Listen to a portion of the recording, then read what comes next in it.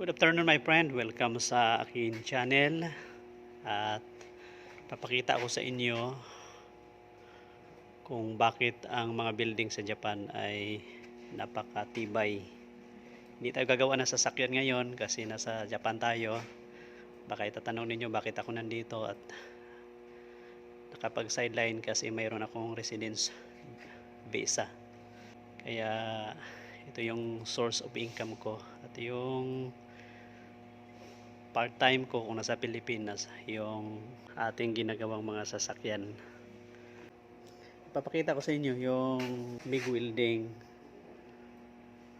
na pangkaraniwan sa Japan. Ito, mayroon siyang wire, tapos mayroon siyang nozzle.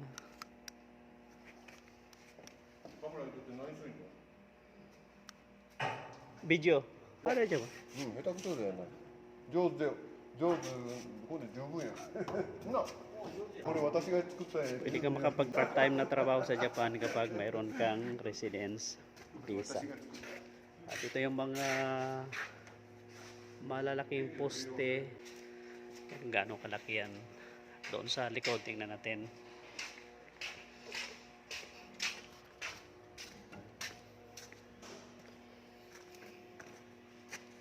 Ito yun.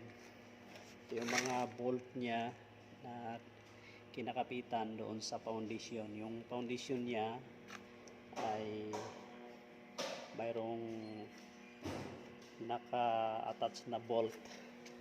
At ang gagawin nito kapag itatayo na gagamit ng malaking crane, tatayo yan at ibobolt doon saka i-bracket lahat.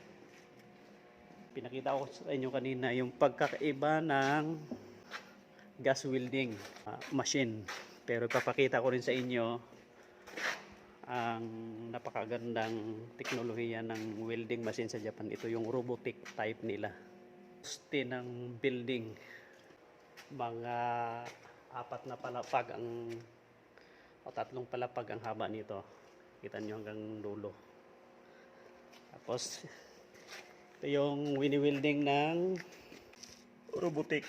Ayan, yung base ng kinakapitan ng bolt sa foundation niya. Kaya bolted lahat ito, kaya napakatibay. At hindi talaga siya babagsak kahit gaano kalakas yung lindol. At ito yung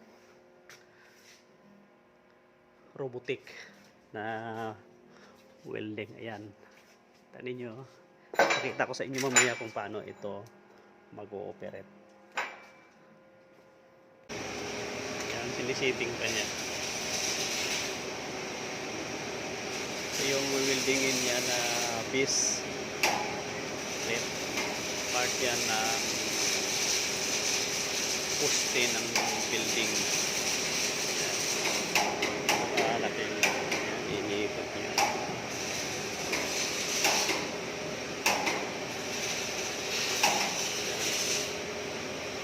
Ayan. Napin na.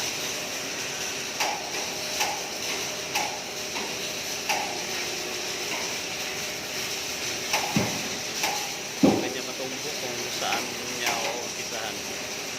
Kinakalkulit pa niya kung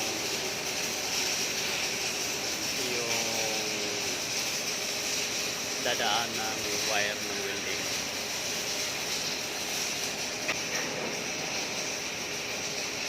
Tingnan natin kung paano niya i-start yan. Yan yung control niya.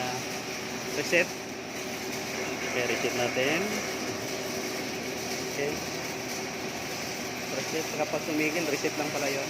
First time kung nahawakan niyo. Ito yung start. Okay, start natin. Okay.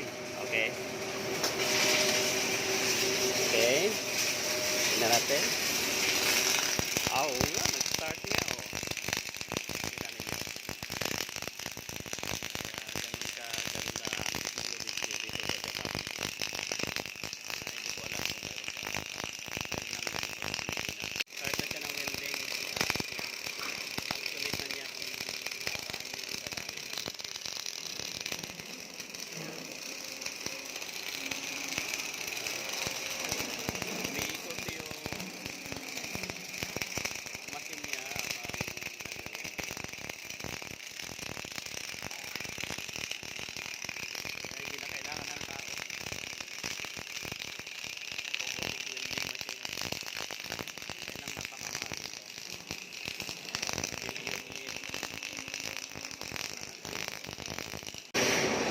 Nakita na ninyo, tumigil siya dahil naubusan siya ng gas. Ang gas niya ay zero.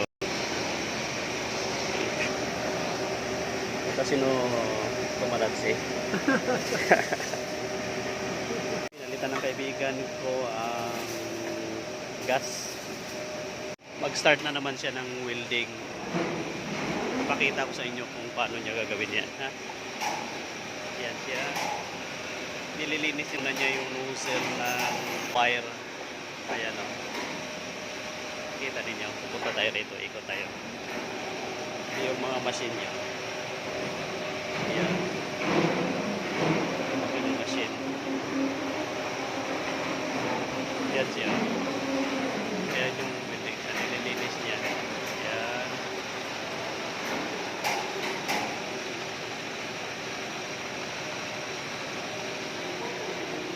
Robotic welding. At napakahigpit ang proseso ng mga welding na dito sa Japan. Napaka-stricto nila. At yung mga welding na yan, mayroong company ng gobyerno na nagche-check dyan. At kung hindi makapasa, kailangan ng babakbakin nila yan yung welding. Pagkatapos ay kailangan nilang ulitin ulit hanggang sa yung tinatawag nila na ultrasound machine ay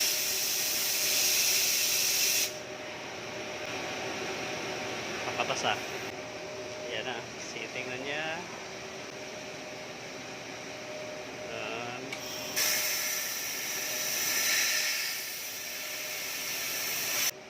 Ayan na siya. Mag-start na siya ng welding. Start siya ng welding dito sa ilalim.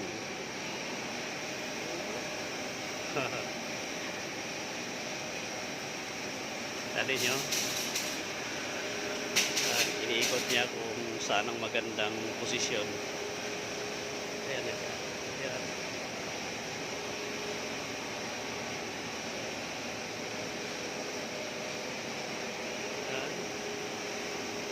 Sinisitting pa niya. Walang nag-ooperate dyan, automatic yan. Start na siya ng welding. Sulit na niya kung saan niya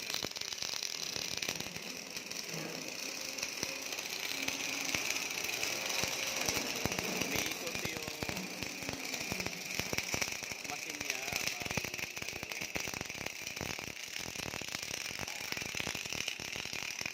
Hindi na kailangan ng tao.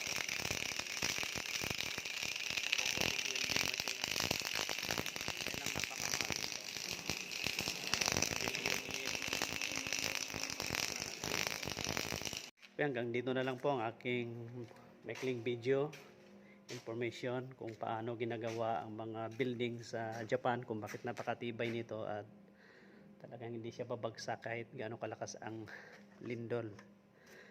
Kaya pansamantala dito muna tayo sa Japan ngayon, at kapag makauwi tayo sa Pilipinas gagawa na naman tayo ng sasakyan.